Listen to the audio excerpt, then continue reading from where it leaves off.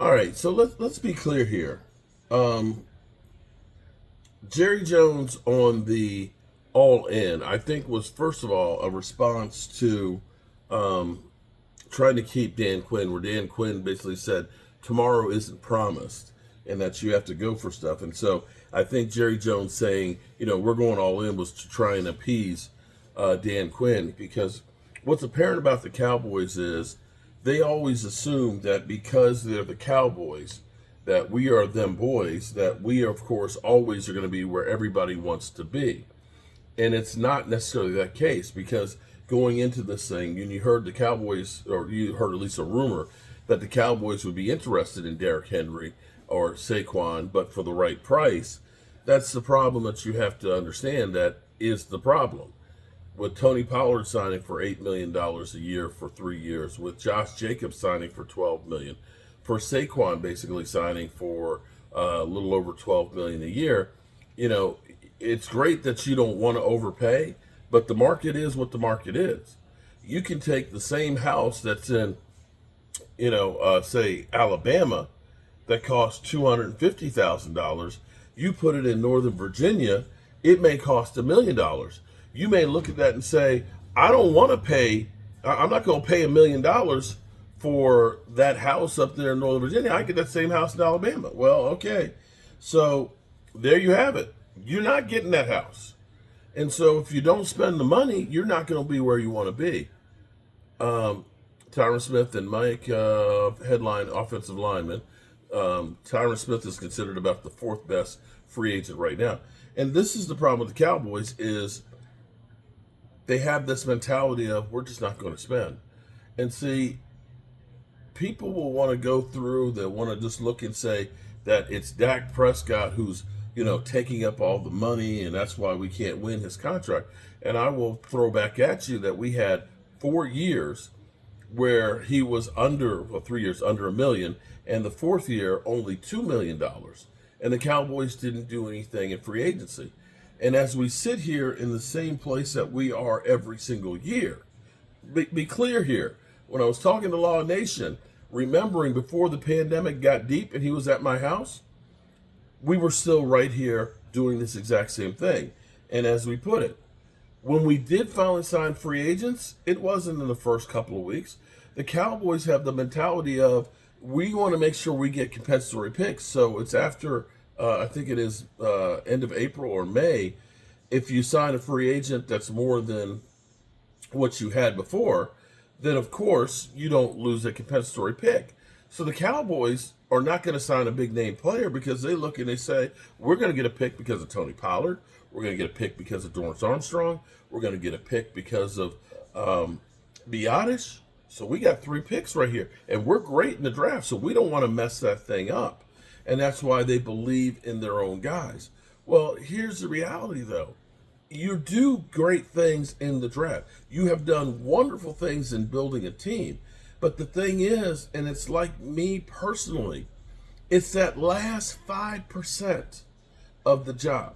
I am great at getting the whole house started, ripping out this red brick house and plastering the walls and things like that. But when it comes down to the last little bit of stuff where I need to caulk up here on the molding and stuff and around the cabinet and things, there might be a nail that's sticking out that I need to tap in. It's hard for me to do that last little bit of stuff. And what my wife has always suggested is you need somebody to come in and be your punch list guy. Because you don't do good at that. You get upset. You kind of hem and haw. Because you just don't want to do it. But the reality is that last 5% is what people notice. You can do 100 things right. People won't look at it and say, wow, there were holes in the brick in the house in the foundation, right? That when you walked in the front door and you stepped on the boards and you felt like you were on a diving board and it bouncing up and down. They won't look and say that the plaster had fallen off where the brick was exposed and some of the brick were like literally rotted out. They won't look and say, it's amazing that, you got plumbing behind the walls and electricity done. What they're going to look at is why is the plaster over here on that wall not smoothed out? Lorenzo, when the Cowboys going to start making moves? Go Birds! You're a good dude. And I'm getting trolled by Eagle fans. At least they're paying me. Shout out to you, Lorenzo, for the super chat. And see, the thing is, regardless of how you guys feel about Dak Prescott, I want you to understand that listening to one of the callers on Law Nation, they were saying, well, Dak Prescott, he's got to have an all-pro offensive line. He's got to have a great running back. He's got to have 2 or 3 great receivers to win 12 games. And I was kind of like, I don't think he actually had all those things this year. I really don't think that we had all of those things this year. We had some decent pieces. We had CeeDee Lamb had a great year. Tyron Smith, I'm not sure he was really an all-pro. We still missed some time. Zach Martin and Tyler Smith were really, really good, but Biotis was not great, and Tyler Steele was not great. And you can't look at our running game, which was 14th in the NFL, and say it was great. And CeeDee Lamb had an incredible season, but, the next closest guy was like 1,000 yards behind. And when I look and see how the Cowboys were back in the 90s with Troy Aikman, people will say, well, you need to get a quarterback like Troy Aikman. Okay. But you also need to get that offensive line like Troy Aikman had. You also need to get that, NFL record-holding running back. You also need to have the Dez Bryant, the Alvin Harpers. You also need to have, of course, your Jay Novaceks that are there. You also need to have that great defense that would take the ball away and stop other teams. Because Troy Aikman, without those things, he's not winning Super Bowls. And people don't seem to understand that.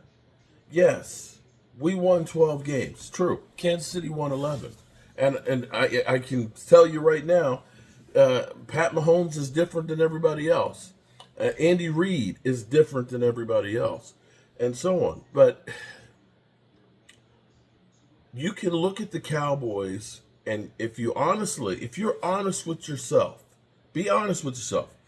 Look at every game that we lost during the year. They all have something in common.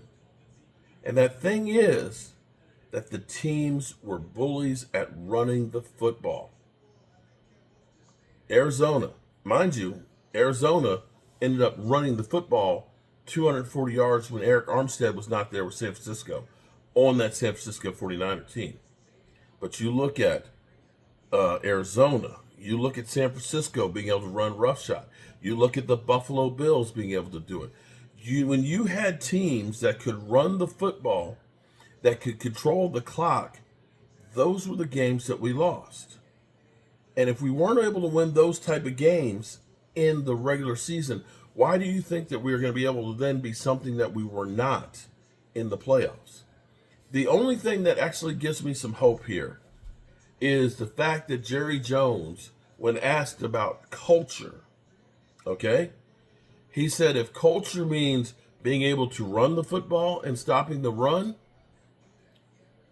then we have a culture problem. Because at least he understands that those are problems that the Cowboys had. Now, how we go about trying to fix those things, I'm not sure that paying $10 million or so for a running back. If you think that paying $12 million for Saquon Barkley is a good thing, I'm going to say I don't think so. Saquon Barkley has a tendency, as the season goes on, he gets to be less and less. Now, Derrick Henry, with the market the way it is right now, I'm betting that the Cowboys will probably look at drafting a running back. And that might not be the worst idea. But here's where the Cowboys really need to do something. And I don't care if it is a linebacker. I don't care if it's a defensive lineman. I don't care if it's an offensive lineman. I don't care. Breaking news, the Cowboys talking to the Raiders about a trade. But the Cowboys, we'll see. I haven't heard of that one. But the Cowboys need to make at least one impact signing free agent to help bolster the roster. And that's my take on it. Will they do that? Probably not. But they need to fill in one of these holes with a quality player. What they'll usually do is they'll get a name player that you know, but they won't be somebody that you know that can play well. It'll be somebody that's older, a Don Terry Poe. It'll be a Gerald McCoy, Emerson Griffin, that you'll think, oh my God, remember that guy? Yeah, but it's kind of like that guy is kind of spent. So we'll see where we go. But this is an every year occurrence. We do this every year. We don't have anybody that we sign in free agency, but yet somehow we end up winning 12 games. So that's where we are, good people. Okay?